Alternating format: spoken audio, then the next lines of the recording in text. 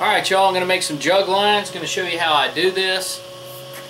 First get 20-inch piece. 20-inch piece of 3/4 inch PVC. And I've primed the end.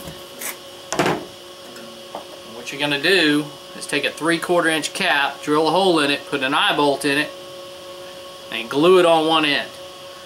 And I also put epoxy on the inside to seal these. I don't want a bunch of water going up in the pipes. I want them to stay dry inside. Alright y'all, I got this end glued to the 20-inch piece of 3/4 inch PVC. What I have here is 5/8 rod. Use a nut, use some gravel, whatever you want to. I'm going to slide this up on the inside of this pipe. Now y'all, in Texas we have to use white jugs for a jug line. They are about to amend that to where you can use any color but orange. But that hasn't happened yet. Everybody wants to use a white fun noodle. I couldn't find them, but I did find the same material. It's a packing material.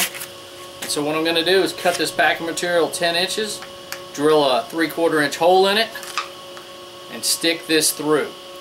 And then it'll be on this pipe. 10 inches, this is 20. It's almost there.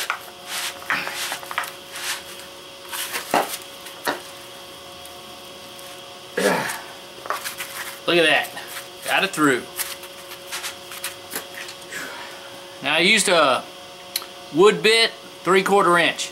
And of course, this is 3/4 inch pipe. But the cap, you can tell that isn't going anywhere. Now here's the theory. The metal just slid to the top part of this. We're going to set it in the water, see how it floats. Y'all, that's how it's going to float. The fish pulls down. That falls down. The weight.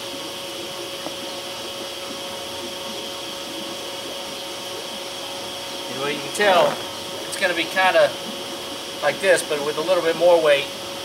Definitely is buoyant enough to do what I need to do. And probably with that string on there, it's definitely going to be popped straight up like that. Now I got to do the rest of them.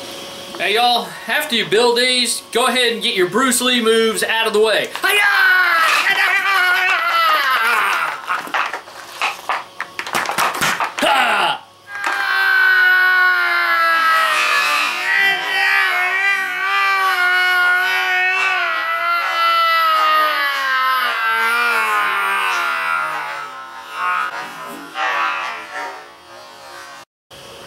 Well y'all, these are almost done. I have the floats taken care of. And here's what I did on the line. Let's turn it into a big knot. Yeah, figures, right?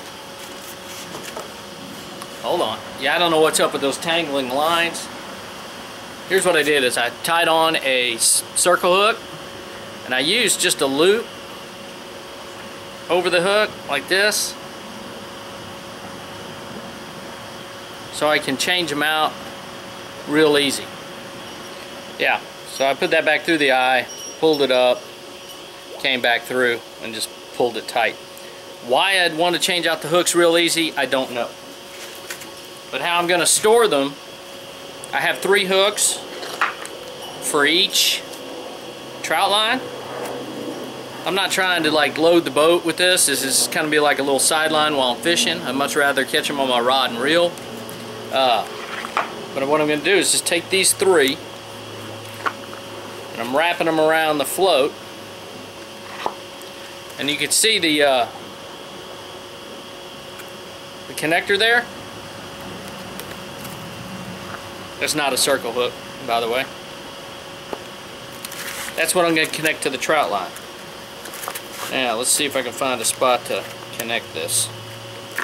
Right there. Everything I need is right there except for the trout line. Now I'm going to attach the trout line. Here's a little trick on this. Put your thumb on there and then pull it tight. It'll dig in to the foam and pull it real tight.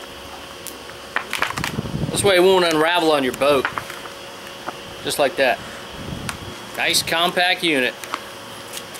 Now the trout line I made 25 feet long, and at about every 4 foot I put in one of these swivels, these barrel swivels.